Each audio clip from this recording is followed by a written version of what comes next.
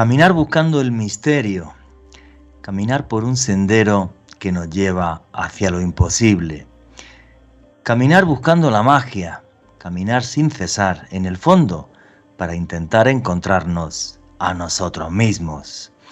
Vengo ahora mismo quizás con muchos sentimientos a flor de piel. Hace pocos días regresé a Bogotá, donde está mi casa, aquí en Colombia, desde el Camino de Santiago, de hacer el Camino de Santiago en España, una de las peregrinaciones más importantes del mundo. Siguiendo la estela de los templarios y de otras órdenes de caballería que dejaron en ese camino lugares que son un testamento en piedra que todavía no sabemos leer, siguiendo la senda de otros millones de peregrinos, intentando comprender qué nos empuja a salir de nuestra zona de confort, buscando lo mágico. Y lo he hecho no solamente en el Camino de Santiago, he tenido la suerte de hacerlo infinidad de veces en Egipto, en lugares como Perú, por ejemplo, en sitios como las líneas de Nazca, en lugares como Baalbek, en Líbano, donde están las piedras talladas y movidas más grandes del mundo, sitios como el Tassili, en Argelia, donde sus antiguos habitantes dibujaron a seres de otros mundos que visitaron la Tierra hace más de 12.000 años.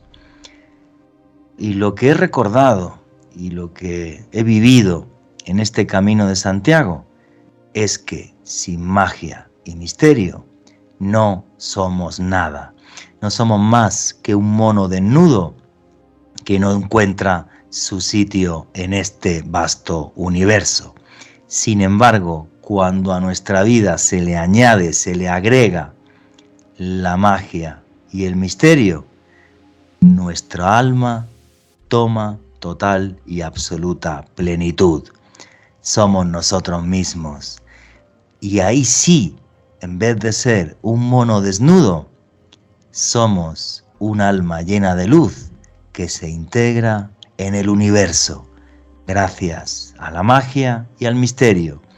Por eso, doy gracias al momento en el que dediqué mi vida a esto, a buscar la magia, a buscar el misterio, a buscarme a mí mismo y a hacer que muchos descubriesen que también la magia da sentido a sus vidas. Sean luz, intégrense con el universo, viajen y caminen en busca de lo imposible, porque su esfuerzo será recompensado y lo imposible se hará real. Saludos, familia del misterio. Mi nombre es Juan Jesús Vallejo. Los que queráis seguirme en redes sociales, mi Twitter es @JuanGVallejo, Juan J. E. Vallejo, en Instagram y en Facebook Juan Jesús Vallejo. Y aquí estoy en otro podcast de Oculto tras la sombra con mi amigo y hermanito Alejandro Bernal, que está por ahí. Alejandro, ¿qué hay, amigo? ¿Cómo estás? Juan Jesús, un saludo para usted, para todos nuestros suscriptores de Oculto tras la sombra. Feliz de haber superado el umbral de los 50.000 suscriptores, tal y como usted lo vaticinó. Estamos ya cerca a los 52.000, efectivamente, sí, señor. Así que realmente más de 51.000 abrazos para todos ustedes, las personas que se suman semana tras semana, que comparten el contenido, que nos hacen llegar sus impresiones, sus comentarios. Con Juanje siempre estamos muy pendientes de las observaciones, de las sugerencias que nos hacen. Estamos realmente muy felices de la gran apertura que ha tenido este contenido, la gran recepción que ustedes nos han brindado, que ustedes nos han permitido llegar hasta sus casas, hasta sus dispositivos, y es gracias a ustedes que existe Oculto tras la sombra, este podcast y estos espacios en esta gran familia del misterio. Juanje, quiero aprovechar que usted ha regresado del viejo continente de su país para preguntarle cómo vivió el Camino de Santiago, que a propósito estuvimos haciendo un podcast que invito a los oyentes a que experimenten aquí con Fran Contreras. Un saludo, un abrazo enorme para Fran. ¿Cómo vivió ese Camino de Santiago, Juanje? Un abrazo muy grande para mi hermanito Fran. ¿Cómo lo viví? Bueno, pues cuando uno va a este tipo de viajes, ¿vale? Pues estás buscando señales, porque es un viaje que simboliza el fin de un ciclo en tu vida y el arrancar un nuevo ciclo. Por eso realmente la peregrinación termina en Finisterre, Finisterrae, el antiguo fin del mundo, ¿no? Y ha sido muy bonito para mí, bueno, por diferentes razones, ¿no? Pues, primero, por el grupo de personas que fue. Pues me he dado cuenta, Alejandro, que hemos montado la ONU del misterio, que realmente la familia del misterio es la ONU del misterio, gente de Estados Unidos, de origen salvadoreño, de origen mexicano, de origen colombiano, colombianos, españoles, australianos. Y bueno, pues yo iba diciendo, Dios mío, hombre, con un grupo tan variopinto, ¿cómo va a ser esto? Y te das cuenta que cuando el misterio es lo que nos une y el misterio es lo que crea inquietudes en el alma, pues el ambiente fue increíble, fue una cosa genial. Hubo un momento muy chistoso, ¿no? Porque hubo un momento que estaba dándoles una charla en el autobús y como casi mucha gente escucha estos podcasts para dormirse, digo, a ver si os dormís todos ahora, ya está el conductor y nos estrellamos y nos matamos. O sea, que estoy aquí, esto no es un podcast de Caracol ni de Oculto tras la sombra. Entonces, un momento muy chistoso. Le mando un fuerte abrazo aquí a absolutamente toda la gente que estuvo en este viaje al Camino de Santiago. Creo que todos sacaron sus propias conclusiones. Odio los gurús, siempre lo digo en todos los viajes, y para mí, bueno, para mí ha sido volver a hacer un viaje organizado de guía después de, ¿qué? Como 10 años o una cosa así, que no hacía yo esto, ¿vale? Que lo hacía antes en Egipto. Entonces, como odio los gurús, pues cada uno se cuenta la información, se cuentan los hechos, que esto es periodismo, y cada uno saca sus propias conclusiones para su vida. Las mías, muy sencillas, España no me quiere, ¿vale? O sea, me sentí algunos días bastante extraños. Llevo tantos años ya aquí en Bogotá y me sentí extraño en mi país. Esa sensación fue curiosa. A la vez redescubrí partes de España que son increíbles. La Catedral de Burgos, por ejemplo, la Catedral de León. Qué cosa tan maravillosa, o sea, puro gótico, pura luz, ¿no? Cuando la luz, de repente Dios se convirtió en luz gracias a los templarios, ¿vale? Gracias a ese misterio. Y entonces fue, pues ya te digo, o sea, pues muy, muy bonito. De repente tú y yo siempre estamos delante de un micro, pero no le vemos la cara a la gente que nos escucha en los 5 continentes.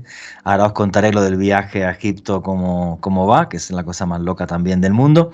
Y tremendamente feliz, ¿no? Me hizo gracia gente que llegó y me decía, no, es que yo, Juanje, pensaba que eras una persona muy distante, porque como ahora eres famoso y tal, y fui famoso en España, y, pero qué distante ni qué vaina, ¿sabes? Y yo, pues a tomar cervezas con todo el mundo, y mis viajes son poco espirituales porque son de tomar cerveza, amor, cariño y cero gurús, ¿vale? O sea... Y comer rico. Bueno, comer, he engordado, calla. O sea, ha sido una expedición de andar todos los días entre 12 y 19 kilómetros. Y he venido como con 3 kilos de más. O sea, ese es el gran misterio de peregrinar el Camino de Santiago con Fran Contreras y un servidor. O sea, ¿cómo puedes engordar si todos los días saltas 10 o 12 o 14 kilómetros? Es absurdo, ¿vale? Y entonces, en todos esos sentidos, pues bueno, pues fue muy bonito, ¿no? Fue muy bonito, bueno, pues darme cuenta que hemos creado la ONU del Misterio, tuvimos una conexión contigo. Sí. Alejandro Bernal, todo el mundo me preguntaba, digo, pues aquí lo vais a ver ahora mismo. Y fue muy bonito, y te das cuenta que el misterio hermana a la gente, te das cuenta que sí, que existe esa familia del misterio que sigue nuestros podcasts, tanto en Caracol Radio como aquí, con un buen rollo tremendo.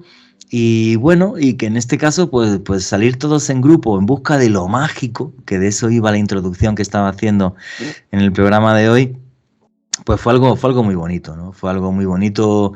Otro día hacemos un podcast, ¿vale? Y os pongo testimonios, porque una noche una psicóloga norteamericana de origen colombiano, de origen de Santa Marta, empezó así a entrevistarnos y acabamos todos hasta llorando. Yo acabé llorando como una Magdalena, ¿vale? Wow. Entonces, bueno, pues otro día hacemos un podcast y os pongo eso. Entonces ha sido muy bonito, ha sido bueno, pues hoy que el podcast va de los lugares más misteriosos del mundo, el Camino de Santiago es uno de los lugares más misteriosos del mundo, con un montón de guiños por parte de los templarios, por esos herejes que cambiaron el mundo, porque de los templarios surgió la masonería y el cambio social que tenemos hoy día, y entonces ves eso en su estado más primitivo. ¿vale? Sobre todo íbamos de la mano de Fran Contreras, que es el autor del libro de la guía mágica del Camino de Santiago, ¿vale? Y es la persona que más conoce el camino y todos sus misterios con diferencia. Ya te digo, fue tremendamente hermoso, muy feliz de que haya gente que pueda apuntarse a este tipo de viajes, que me permiten volver a viajar, que como bien sabes ha sido mi vida. Y, y nada, en resumidas cuentas eso, ¿no? Y me quedo con el momento en el que la gente llegaba a la Plaza del Obradoiro. La Plaza del Obradoiro es para verla una vez en la vida, ¿eh? No os podéis imaginar lo que es llegar hasta la Plaza del Obradoiro, que es como si te metes en Juego de Tronos, ¿vale? O sea, y la Catedral de Santiago, bueno, no es grande, es una cosa absurda, es ridícula, ¿vale? De gigante, y es un momento como muy emocionante, ¿no? Y ver la gente cómo se abrazaba, ¿no? Después de haber conseguido llegar, y hubo gente que días pues estaba fastidiado porque tenían pollas, y gente que seguía, y gente que tenía que descansar un día, y cosas así, pues fue muy bonito, ¿no? Y nada, pues me tomo esta nueva etapa con mucha ilusión. En octubre voy a estar en Egipto. La ONU del Misterio sigue de una forma muy loca, porque pues ahora este viaje a Egipto van 7 personas de Australia, 2 de Dinamarca, una de Londres, una que vive en Londres, uno que vive en Alemania, de Estados Unidos, una barbaridad, ni lo sé, a tal punto al final que he tenido que hacer 2 grupos y voy a estar 22 días en Egipto. Eso es lo que voy a hacer, y nada, pues tremendamente feliz de que esto siga, y hemos buscado el misterio en el Camino de Santiago, y ahora nos vamos al país de los faraones, y nada, pues hacer exactamente lo mismo, que siga la familia del misterio, que siga la ONU del misterio, ¿vale? Y nada, pues claro, o sea, recorrer el misterio y meterte en este tipo de lugares donde el misterio se hace palpable, porque se puede fotografiar, se puede tocar, se puede ver y se puede explicar. Y entonces cuando te metes en la mente del que talló la piedra, es lo fascinante. Pues bueno, pues la historia ha sido, ya te digo, muy bonita, muy bonita. Te he traído, por cierto, jamón y salchichón y alguna cosa de Qué España, rico. que lo sepas cuando te vea este sábado ahí en Caracol, ¿vale? Y, y nada, pues esa ha sido la historia, Alejandro. Juanje, emocionado, porque realmente, tal y como usted comentaba, cuando nos ponemos frente a este micrófono, ya sea tanto en Caracol Radio como aquí en Oculto Tras la Sombra, uno nunca dimensiona realmente lo grande que puede ser ¿Quién la te está comunidad. viendo? ¿Quién te está oyendo y quién no? Efectivamente.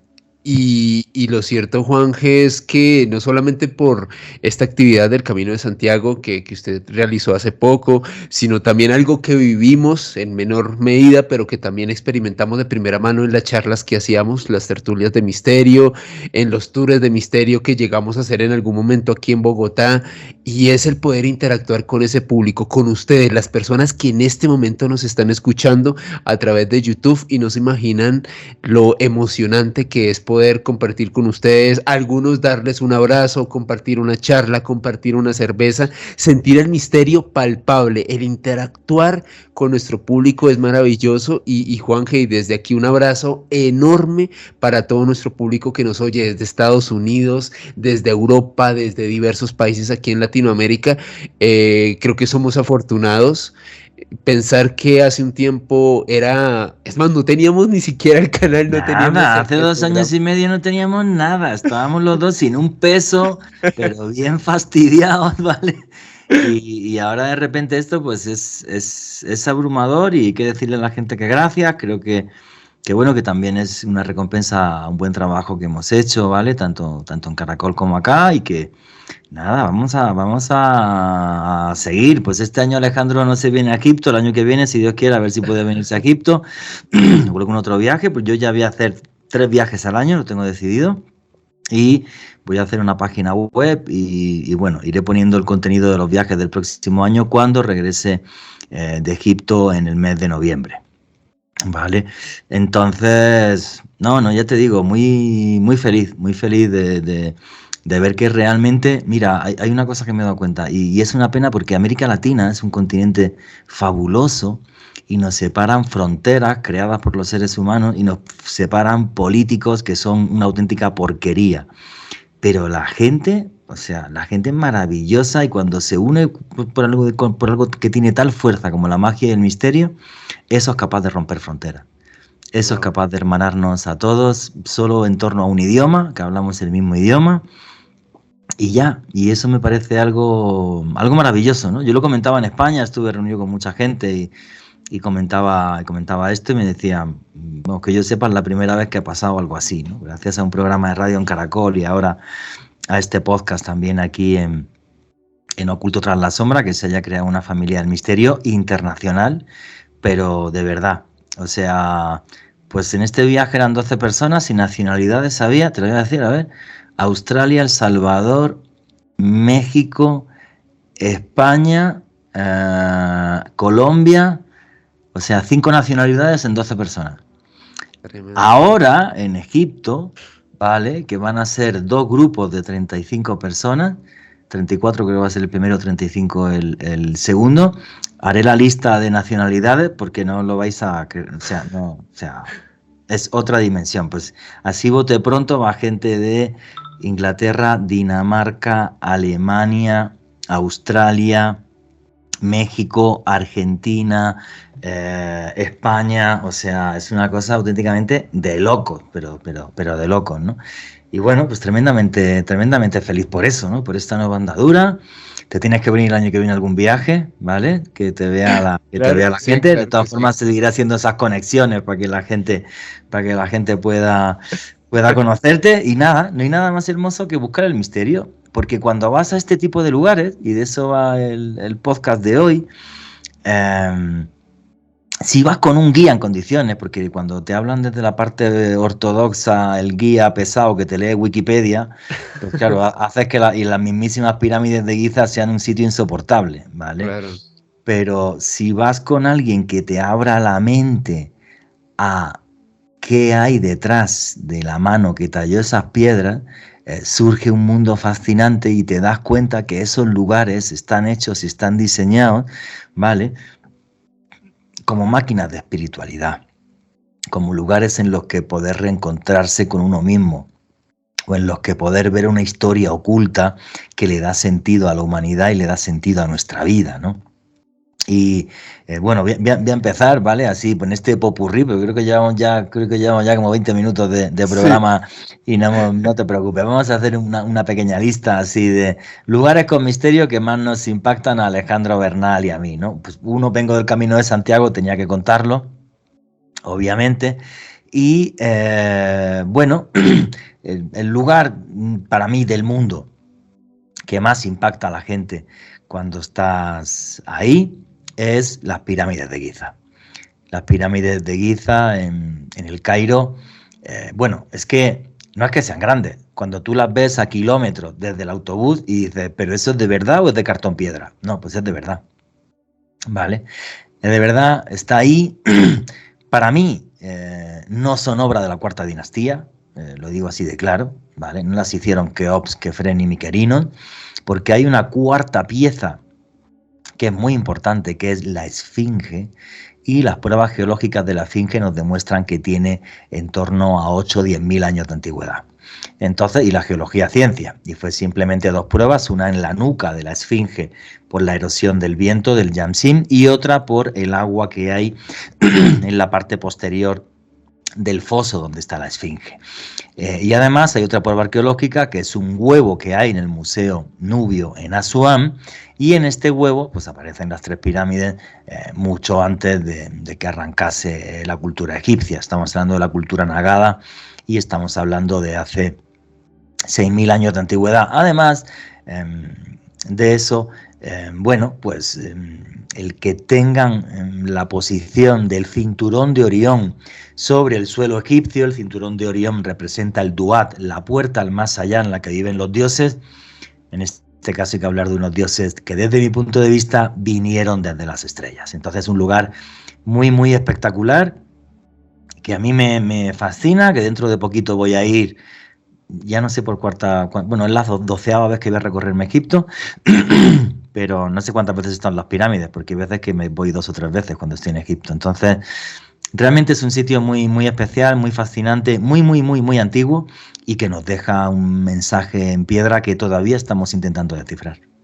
Juanje, a mí lo que me impacta cada vez que lo escucho a usted hablar de Egipto es, pues usted es una persona que ha tenido la oportunidad no solo de vivir en este país de los faraones, sino de ir en múltiples oportunidades a las pirámides y siempre hay un misterio que observar, siempre hay una magia que experimentar, así de imponentes son estas construcciones, así de maravillosa es la magia que tiene Egipto y bueno, es algo que van a experimentar con usted un grupo de viajeros en el próximo mes de octubre. Siempre me parece fascinante escuchar a Juanje hablar sobre las pirámides, sobre la esfinge, sobre toda esa magia, enigmas y misterios que componen a la antigua cultura egipcia, Juanje. Es increíble. Sí, efectivamente, y es cuando yo decía antes que estos lugares son máquinas de espiritualidad, los antiguos textos egipcios decían que la Gran Pirámide no era una tumba, sino el templo a la diosa Isis, a la gran diosa dadora de vida, donde se encuentra el misterio del origen de absolutamente todo, ¿vale? Eso es lo que dicen los textos egipcios, para ser concreto, pero es que además aquí esta máquina de espiritualidad se puede medir físicamente. Y es que han demostrado estudios científicos que la Gran Pirámide es un gran condensador de energía electromagnética. Y esto es ciencia. A tal punto que se va a coger la forma de la Gran Pirámide en nanotecnología para las nuevas placas solares que se están haciendo. Curioso que los egipcios adorasen a Ra, al sol, y que en la forma de esa pirámide se encuentre, en la forma geométrica exacta de la pirámide, se encuentre la mejor manera de coger los rayos del sol para convertirlos en energía, algo que está hecho hace miles de años. Y a mí esto me parece fabuloso, ¿no? O sea, es que el misterio se palpa. Por eso es un lugar tan especial, es un lugar que te deja 1000 sensaciones cuando entras dentro de la Gran Pirámide de Giza, ¿vale? Sales completamente eufórico, es una cosa súper loca y bueno, para mí pues uno de los lugares más enigmáticos del mundo, la zona arqueológica más importante del planeta y entonces pues con diferencia para mí es eso. Pero bueno, también aquí en Colombia, Alejandro Bernal, tenemos un lugar que es muy especial y que debería de ser el Machu Picchu colombiano, aunque no han sabido aquí en Colombia darle, creo que yo, la importancia que realmente tiene, que es San Agustín, Alejandro Bernal. Pues Juanje, es una necrópolis, una de las necrópolis más imponentes, no solamente de Colombia, sino de toda Sudamérica. A propósito que usted tuvo la oportunidad de conocer hace unos años y luego le preguntaré su testimonio y su vivencia al respecto. Como tal, es un complejo constituido por un centenar de esculturas monolíticas de una civilización que floreció en esta zona en tiempos remotos, una cultura que ha sido objeto de estudio y que cuando fue hallado como tal San Agustín ya había desaparecido en su totalidad. ¿Qué nos dice la historia sobre San Agustín, esta gran necrópolis aquí en Colombia? Nos comenta que como tal hacía parte de la cultura precisamente de San Agustín que habitó en los departamentos del Huila y Caquetá, dos zonas bastante interesantes, repletas de misterio, aquí en Colombia, hace aproximadamente entre los años 2500 y 4000 antes de Cristo. Lo que nos comentan los antropólogos, los arqueólogos que han podido estudiar esta necrópolis es que como tal esta cultura tuvo 4 periodos muy interesantes. ¿Por qué es tan misteriosa y tan enigmática esta necrópolis de San Agustín aquí en Colombia? Resulta que cuando los conquistadores españoles llegaron hacia el siglo XVI, la cultura como tal ya no existía, se había esfumado, no se podía determinar si habían migrado o si simplemente se habían esfumado. Es como si hubiesen desaparecido de una manera totalmente enigmática. El periodo más arcaico de esta cultura de San Agustín nos llevaría aproximadamente hacia el año 4000 antes de Cristo. Hay algunas evidencias, estudios de carbono 14 que demuestran que hubo habitantes en esta zona hacia el año 1000 antes de Cristo. En esta zona como tal se encuentran algunas reliquias prehispánicas, una región que, tal y como se los comentaba, colinda, o más bien hace parte del departamento del Huila, en unos municipios específicamente tanto de San Agustín, Iznos y Salado Blanco, aquí en Colombia. ¿Qué es lo que una persona, un viajero, alguien que está escuchando el podcast como lo hacen en este momento, puede hallar en San Agustín? Aproximadamente 300 monolitos muy grandes, tallados con gran naturalidad. Algunos de estos monolitos superan los 4 metros de alto y pesan varias toneladas. De ahí también es interesante la técnica y la complejidad que tuvieron los habitantes de esta cultura para realizar estas estructuras tan imponentes. Hay un trabajo lítico, de hecho, una de estos monumentos, por decirlo así, que se pueden encontrar en San Agustín. Uno de ellos, de los más trascendentales, es la fuente de Lavapatas, un lecho rocoso que fue, pues, formado por una quebrada, más bien cerca a una quebrada que tiene este mismo nombre. Hay una estatua, Juanje, que me parece imponente. Lo más fascinante de cuando llegas a San Agustín, ¿vale? Es las famosísimas estatuas donde aparecen chamanes o Exacto. guerreros, no sabemos, que son una mezcla entre hombre y jaguar. Para muchos arqueólogos esto lo que representaría es que tomaban sustancias anteógenas y demás, y este tipo de sustancias lo que hacían era que ellos pensaban que se pudieran convertir en jaguares, ¿no? Ni más ni menos que el auténtico rey de la selva. Pero no está claro. O sea, a mí lo que más me fascina de San Agustín, de esa cultura que estaba describiendo Alejandro Bernal, lo primero es, no sabemos ni el idioma que hablaban. Desaparecen en el siglo X después de Cristo, igual que los mayas. Desaparecen. Segundo, San Agustín era una puerta gigantesca al más allá. ¿En qué sentido? Lo que no se explica de San Agustín es que caciques venidos de la zona andina, porque aparece la chacana, la cruz inca,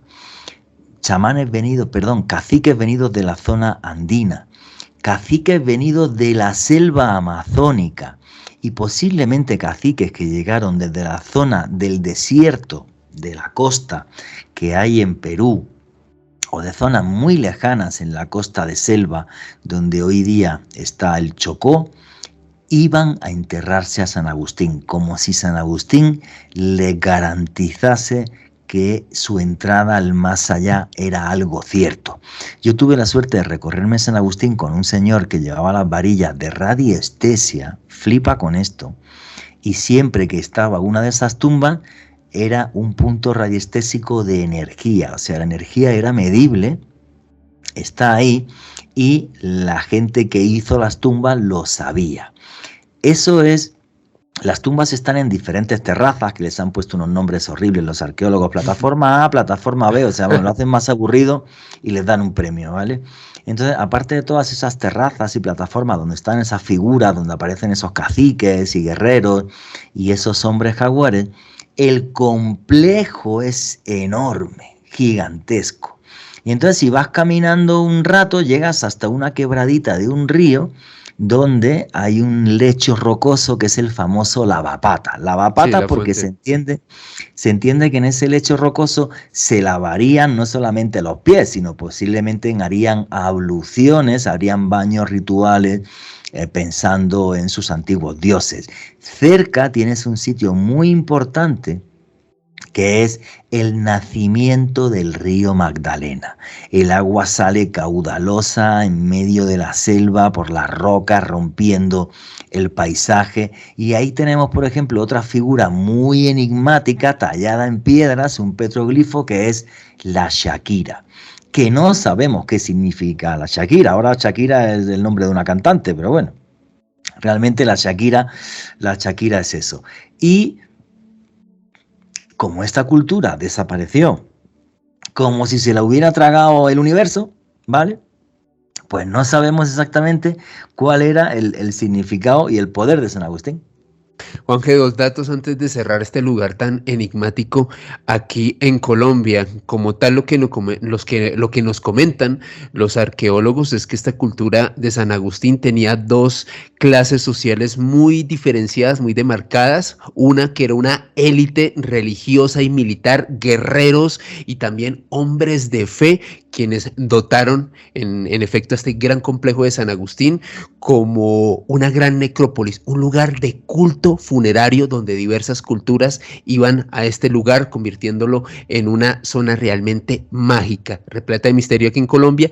Y curiosamente, Juanje, conocemos lo que es San Agustín al día de hoy gracias a un exoficial de las SS nazi, el señor Gerardo Reichel Dolmatov, un hombre que escapó de las SS en el año 1936 y fue la persona que excavó la zona de San Agustín en el año 1966. Tristemente o afortunadamente, ya ustedes determinarán cómo podemos denominar a esto de San Agustín, lo conocemos como es hoy en día gracias a un nazi que estuvo trabajando aquí en Colombia. Qué historia tan curiosa, esta no la conocía, no sabía lo de este señor, o sea, parece que el misterio nos redime, ¿no? Es una cosa Sí, muy sí. absurda.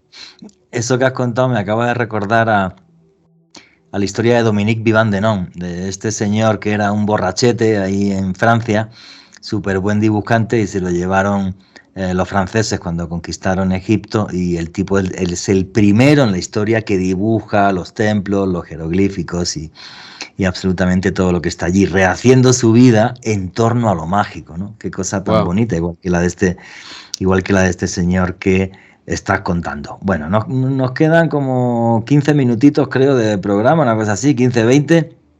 Así que vamos a intentar ir dando unas pinceladas de algunos otros sitios. Bueno, vamos a meternos, ya que nos hemos metido con San Agustín, vámonos aquí al país vecino, vámonos a Perú. Y lo que tiene Perú, que es fabuloso, es las ruinas de los templos incas. Bueno, de los templos y de los complejos, no sabemos si militares, religiosos, no está claro ni siquiera la función de muchos de estos. Una de las cosas más fascinantes que he visto en mi vida es cuando uno sale del Cuzco y llega hasta un lugar que se llama Pisac, ¿vale? Cuando llegas a Pisac ves por primera vez en tu vida un sitio que se llama el Valle Sagrado de los Incas. Y era un valle sagrado porque era capaz de darle de comer a todo un imperio. Entonces es un valle con las montañas gigantescas, escarpadas, crees que estás en Nepal y vas a llegar a Shangri-La, ¿vale? Y por en medio pasa el río Urubamba. Bueno, pues en torno a ese valle se crearon un montón de complejos religiosos, mágicos, religiosos.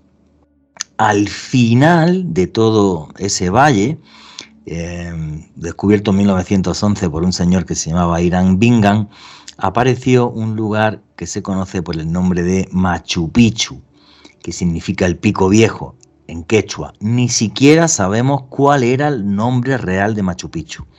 No sabemos cómo le decían los incas. Con Machu Picchu se quedó porque la gente que vivía en aguas calientes le dijo a Irán Bingham que ahí arriba había una ruina en el Pico Viejo.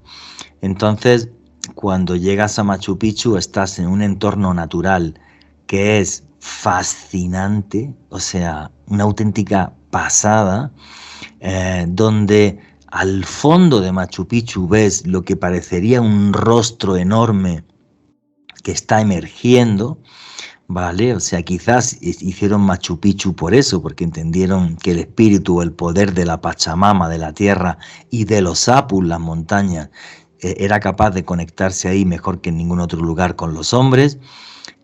Está claro que la función mágico-religiosa de Machu Picchu era controlar los movimientos del sol, y allí tenemos una Intihuatana, la piedra en la que se amarra el sol, donde se miden los solsticios y los equinoccios, pero el significado real de Machu Picchu es mucho más profundo, porque es la única ruina inca donde tú vas a entender la cosmovisión del pueblo inca. Hay un punto en Machu Picchu algún día en un viaje también a Perú, donde tú tienes a tu derecha, si te sientas en un sitio que tú tienes a tu derecha, una torre que con unas ventanitas donde se medía el movimiento del sol. Vale, ahí tienes el elemento fuego.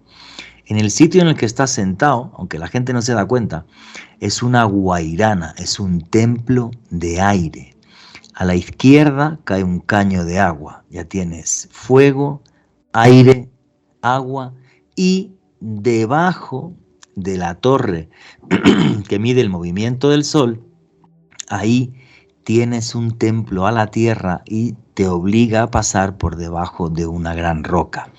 Agua, aire, tierra, fuego. Y un quinto elemento que es el Enka. Por eso arriba el templo de las ventanas tiene 5 ventanas. Agua, aire, tierra, fuego y Enka. Machu Picchu es un sitio en el que tú conectas con el universo a través de la energía del sol.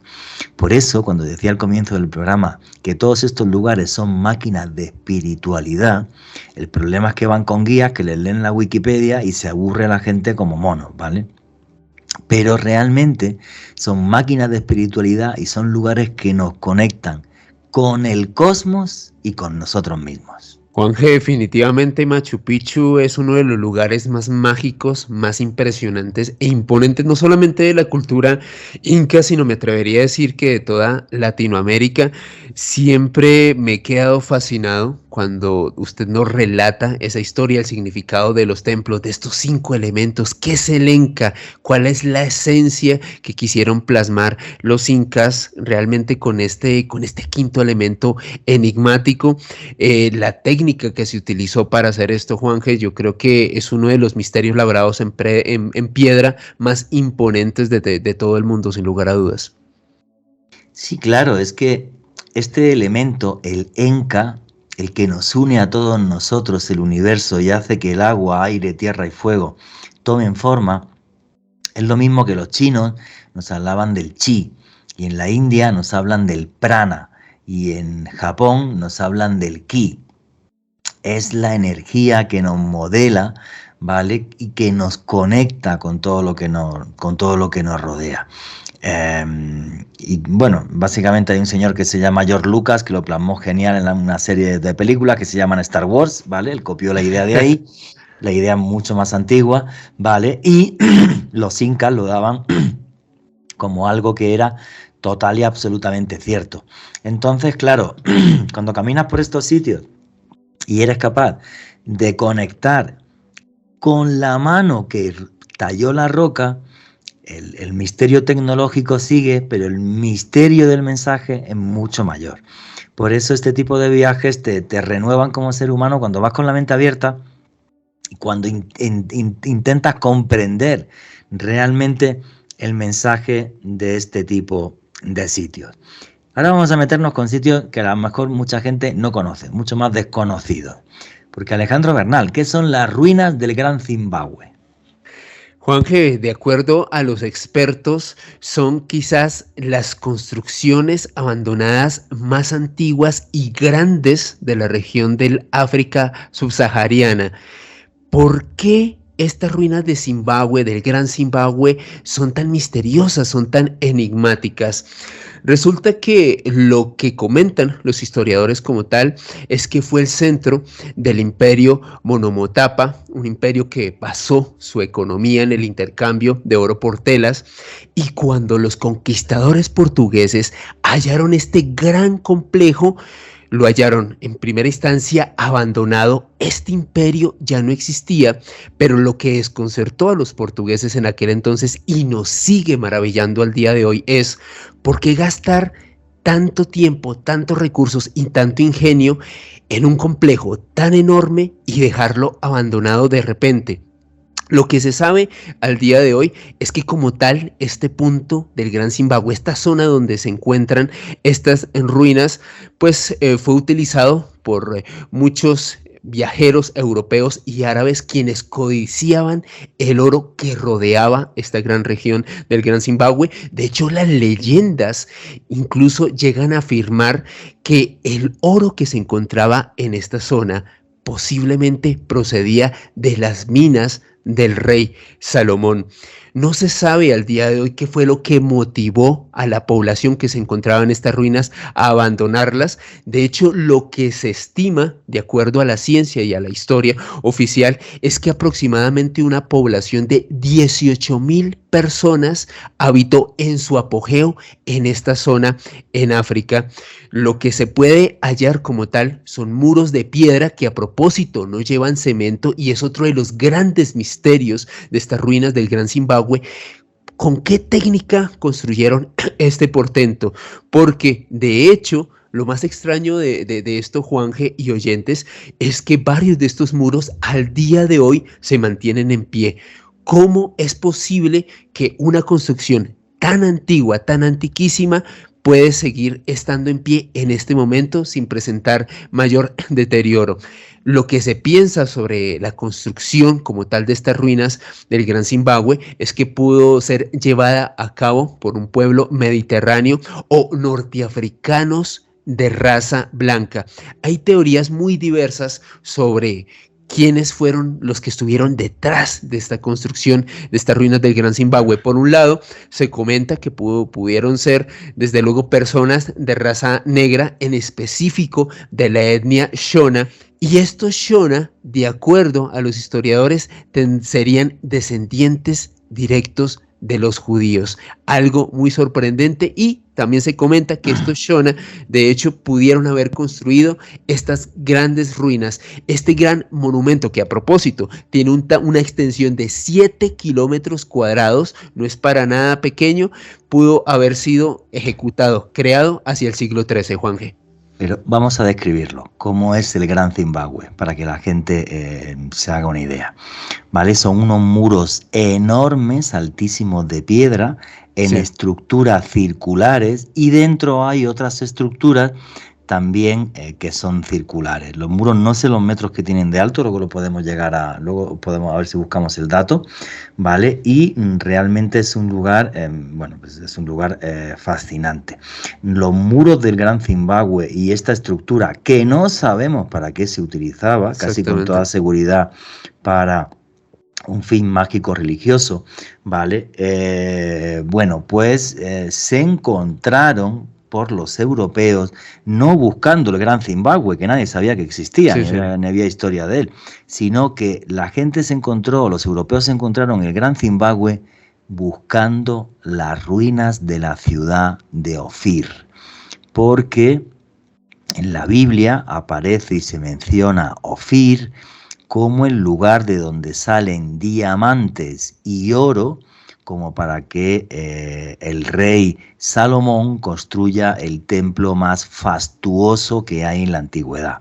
Entonces los cazafortunas europeos entendían que esto tenía que estar por Centroáfrica, ¿vale? Que la reina de Saba, que era la que manejaba esta ciudad de Ofir, la actual Yemen, sería la antigua Saba, desde ahí la reina de Saba manejaba tanto el oro como el marfil que venía desde Centroáfrica, como diamantes. Entonces, en búsqueda de esta riqueza es como apareció el Gran Zimbabue.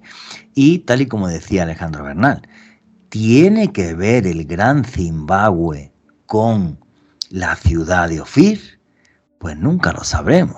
Pero realmente esos muros ciclópeos de muchos metros de altura que siguen estando ahí se construyeron por una civilización muy rica, donde había capacidad para tener mucha mano de obra, fuera esclava o no, tampoco jamás lo sabremos.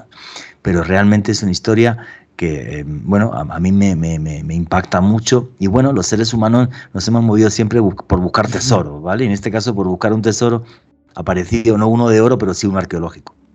Tal cual, Juanje, lo que nos dice los estudios oficiales es que este complejo fue construido entre los siglos XI y XV y tal y como usted comentaba, se desconoce para qué se utilizaba, se desconoce por qué llegó a albergar tal cantidad de población, casi 18.000 personas viviendo en esta ciudad, imagínense, en pleno centro de África, impresionante lo que debió haber sido este gran Zimbabue en su apogeo. Sí, claro, es que lo que estamos viendo es un templo que pertenecía a una gran ciudad, ¿vale? Que cubría unas 80 hectáreas. Entonces es una auténtica pasada. Sigo aquí buscando el dato de cuántos de alto son los muros, que no lo encuentro, ¿vale? Pero bueno, si no, luego lo pongo en el comentario abajo en la descripción del vídeo. Os pongo la altura de los muros, que es una cosa realmente absurda, ¿vale? Pero absurda. Es algo bueno. Y es curioso, ¿no? Que buscando un tesoro, pues realmente nos apareciera otro tesoro. Bueno, señores, de los sitios donde he viajado que más me han impactado, y esto creo que lo he contado varias veces, con lo cual voy a parecer ya un poco abuelo cebolleta, pero realmente es una auténtica maravilla, son las pinturas rupestres del Tassili en Argelia.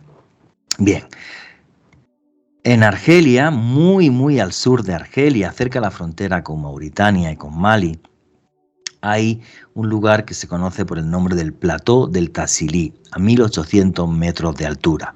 Y es una meseta elevada a 1800 metros, como se estaba diciendo, y que fue realmente investigada en los años 50 del siglo pasado por un arqueólogo francés y antropólogo que se llamaba Henry Lot. Lot sabía que allí había muchas pinturas rupestres porque en la década de los años 30, justo antes de la Segunda Guerra Mundial, un explorador pudo llegar hasta la zona, aunque sin dar muchas más descripciones. Cuando Henry Lot sube hasta el Tassili en la década de los 50, se encuentra con lo que él mismo denomina la Capilla Sixtina de la pintura rupestre. Más de 20.000 pinturas rupestres que nos detallan cómo era la vida en el Sáhara, cuando el Sáhara era un vergel, cuando había hipopótamos, cuando había jirafas, cuando había cocodrilos, cuando había leones, antes del proceso de desertización, que se da sobre todo desde hace unos 7.000 años. Bien, pues aparte de este mundo olvidado, relatarnos en estas pinturas cómo era el antiguo desierto del Sáhara, que de desierto no tenía absolutamente nada, sino que sería una especie de sabana como la que está más al sur a día de hoy, como la famosa sabana africana donde está el Masai Mara y todo esto entre Tanzania y Kenia.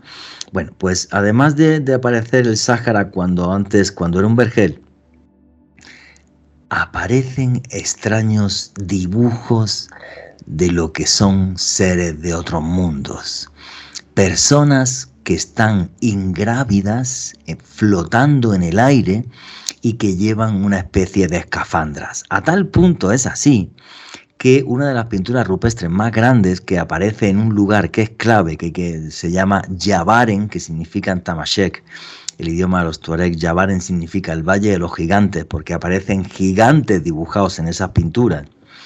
Pues esta pintura gigantesca, donde aparece un hombre con una escafandra, el mismo Henry Lot la bautizó como el gran dios marciano, porque dijo, esto lo único que se me parece es a un marciano. Entonces es extrañísimo, porque están no solamente estas figuras, yo tengo fotografías donde aparecen seres como los grises que hoy día se describen los testigos que ven cómo son los tripulantes de estas naves que vienen de otros mundos. Pero no solo esto, sino aparecen otros seres, uno que llaman el dios de la lluvia, que es un ser gigantesco que está moviéndose por encima de las nubes, por eso le llaman el dios de la lluvia, y mientras abajo en la tierra otros seres con escafandra levantan las manos como si lo estuvieran adorando, como si fuera un gran dios. Los antropólogos también dicen que esto es por tomar sustancias anteógenas, que eran las visiones chamánicas por este tipo de sustancias. Yo discrepo completamente porque he estado con chamanes tomándome todas las sustancias del mundo y jamás he visto absolutamente nada de eso. Así que discrepo total y absolutamente. Les recomiendo a los antropólogos que hagan un ejercicio práctico, no por vicio, sino por ciencia, como lo hice yo. Bueno, un poco de vicio también le puse. Me voy a decir que no, ahora voy a hacerme aquí el santo, ¿vale? Y que prueben este tipo de cosas y verán que no se ve absolutamente nada de eso. Alejandro Bernal, que estaba ahí, que se muere de la risa. Juanje, siempre que veo las fotos que usted pudo sacar en el Tassili, ver estas pinturas rupestres tan maravillosas, no sé, se me viene a la mente lo que podría ser un paisaje desértico de Marte. Me parece alucinante. Sí, pero fascinante, no te puedes imaginar, como si fueras por el planeta Marte. Aparte es un laberinto que o vas con antiguos nómadas o no sales de ahí, ¿eh? Ya puedes llevar GPS, lo que quieras, que de ahí no sales vivo, no hay agua, no hay nada, absolutamente Wow. nada. Y lo puedes recorrer, yo estuve una semana andando, pero puedes estar allí un mes y no lo ves entero, o sea, es gigantesco. Wow. Y aparte de eso, Juanje, soportando temperaturas extremas, gracias, sobreviviendo, gracias a los guías que lo acompañaban, Juanje, realmente un lugar fascinante, fascinante, que bueno, hemos tenido la oportunidad de conocer también en gran medida gracias a su investigación y a sus fotos, Juanje. Sí, para mí es un lugar que marcó mi vida en el sentido de decir, el misterio no solo está vivo, sino que además tengo claro que el fenómeno ovni no es de hoy. El fenómeno ovni tiene muchos miles de años. Y allí Claro. en el Tassili se ve de claro como no se ve en ningún otro sitio. Hace 15.000 años la gente no tenía cámaras de fotos, pero sabían dibujar. Y dibujaron lo que vieron. Y Wow. dibujaron la llegada de seres de otros mundos. Y además se ve clarísimo. Es una historia realmente que a mí me impacta mucho. Nos queda poquito para terminar el programa y uno de los lugares que me encantaría ir. Uf. Porque ahora que he empezado con esto de los viajes con misterio, un año me gustaría organizar un viaje a China. Y en China hay un sitio alejado de las rutas turísticas, pero si venís conmigo a China os aseguro que os llevaré, que son las cuevas de Longzhou. ¿Qué son las cuevas de Longzhou, Alejandro Bernal? Aunque sin lugar a dudas, algunas de las construcciones artificiales más imponentes, misteriosas, absolutamente enigmáticas en el gran país de los dragones, en China. Unas cuevas artificiales que tienen una datación de 2000 años de antigüedad y un tamaño de 30.000 metros cuadrados. Sí, son cuevas gigantescas talladas a mano y bueno, lo de los 2000 años de antigüedad yo no lo tengo clarito, ¿eh? No lo tienen clarito todavía los arqueólogos ni nada, porque lo increíble de esas prácticamente ciudades subterráneas es Exacto. que no hay ningún texto escrito que nos hable de esto. Exacto, no hay ningún vestigio, Nada, ninguna nada. dinastía a quien se la podamos atribuir. ¿Cómo las descubrieron, Juanje? Y esto le va a dar mucha risa a usted y a los oyentes porque muchas veces estos grandes hallazgos del misterio tienen que ver con condiciones totalmente azarosas. Tenemos que viajar hacia 30 años, el año 1992. Un campesino de la zona, de esta región de Zhejiang, donde se encuentran las cuevas de Longzhou, resulta que hizo una colecta, Juanje, comenzó a reunir dinero para poder dilucidar algo que lo intrigaba a él y a los pobladores de esta zona, y es que resulta que ellos utilizaban un estanque no solamente para bañarse, sino para ir a pescar.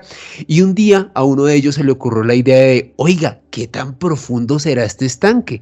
Pues consigamos dinero, consigamos una motobomba y comencemos a drenar, a ver qué pasa, a ver No, hacia qué dónde loco. llega este estanque. Pues resulta, Jorge, que estos campesinos en el 92, hace 30 años, consiguieron el dinero, comenzaron a drenar cuando, oh my God, se encontraron con la primera de estas cuevas. A propósito, al día de hoy han encontrado 24, o sea, una cosa Wow. impresionante. Cuando este poblador encontró esto, le avisó a las autoridades chinas, obviamente restringieron el acceso, comenzaron a investigarlo y les reitero, hasta el día de hoy han hallado 24 y dicen que podrían encontrar aún más, sino que pues les falta poder profundizar más en esta zona.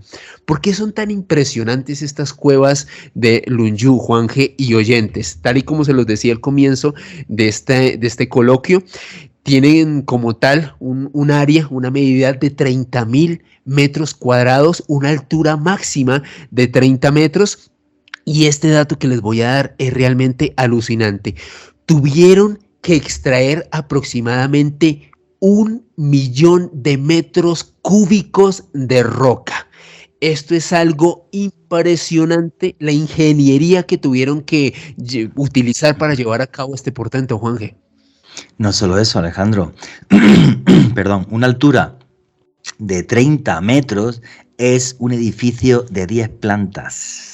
Sí. Cuidadito, o sea, es algo gigantesco. Aparte, pues las cuevas tienen como columnas, luego tienen algunas inscripciones así en plan como dragones y cosas Sí, que no unas tenemos. estrías, Juanje, unas estrías. Y como una especie de estrías, es como que no tenemos absolutamente ni idea ni en qué momento de la historia se hicieron, ni para qué tipo de temas religiosos o algo se hicieron. No son tumbas, está clarísimo. Han aparecido ya más de 20. Hay algunas todavía que están anegadas en agua, yo he visto fotos. Y Sí. me encantaría poder ir allí a investigar. Alejandro Bernal. Hay un profesor de la Universidad de Tongji, He Jiang, quien llegó a comentar que para construir este gran portento que se halla en China hace más de 2000 años, porque como dice Juanje, al día de hoy no se sabe con exactitud su antigüedad, muy seguramente tuvieron que utilizar lámparas o algún tipo de energía eléctrica e intercomunicadores para hacer esto. Ojo, este dato es muy loco porque lo dice un académico. ¿Y por qué este hombre lo comenta? Él dice lo siguiente: en el fondo de cada cueva, los constructores en teoría no se podían comunicar con la siguiente gruta. Si esta construcción hubiese sido edificada de forma azarosa, muy seguramente este complejo se hubiese caído, se hubiese destruido. Es decir, los constructores tuvieron que tener algún tipo de comunicación entre ellos para poder ejecutar esta gran obra. La pregunta es: ¿qué tipo de tecnología utilizaron para poderse comunicar? A propósito, en cuevas donde es imposible comunicarse a simple voz o con gritos, porque realmente tienen pues un sustrato que hace que se aísle el sonido. ¿Cómo lo hicieron? Y aparte de eso, Jia Yang, este profesor de la Universidad de Tongji, dice también que están ubicadas en una zona de China donde la luz del sol solamente da por unas horas. Y recuerden, es una construcción de hasta 30 metros de altura. Tuvieron que utilizar algún tipo de iluminación artificial a la hora de construirlas. No, es muy loco incluso que haya a día de hoy arqueólogos chinos que estén abiertos a esto. Para mí las cuevas de Longzhou son el último gran misterio de la arqueología. Repito, no he tenido la suerte de ir, pero nada, ahora que estoy arrancado con esto de los viajes de autor, a ver si hacemos un viaje a China, hay gente que se apunte y nos vamos para allá. Porque China, entre eso y los templos de Wudang, que eso es un tema aparte, donde viven los espíritus de los inmortales, es algo que alguna vez en la vida me encantaría ver. Pues bueno, señores, ya sí estamos llegando al final de este podcast, que ha sido un poco una mezcla entre historias del abuelo Cebolleta, que soy yo, y de mis viajes, y un señor estudioso que es ahí Alejandro Bernal, que lo tenéis.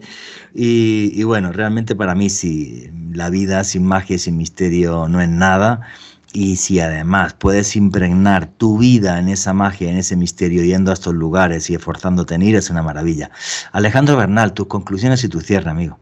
Juanje, hemos hecho un recorrido durante un poquito menos de una hora por algunos de los sitios más enigmáticos del mundo, lugares ubicados en diversos continentes de nuestro planeta, zonas que nos hacen palpar y vivir de primera mano el misterio, que es como siempre el leitmotiv de este espacio, de todo el contenido que hacemos aquí en Oculto Tras la Sombra. Y a mí me pueden seguir en Facebook, Twitter e Instagram en @alebernalpress con @S. Y nada, señores, yo comentarles simple y sencillamente que me encanta viajar, me encanta poder llegar hasta estos lugares que nos hablan de mundos olvidados que siguen manteniendo su fuerza, su magia y su misterio. Me encanta ser un soñador, me encanta ser un caminante eterno hacia lo desconocido, hacia lo imposible. Pero ojo con esto, hacia un imposible que se puede ver, que se puede tocar, que se puede palpar y que tiene el poder de transformar vidas. Y nunca olviden que vivimos en un mundo mágico porque está repleto de misterio.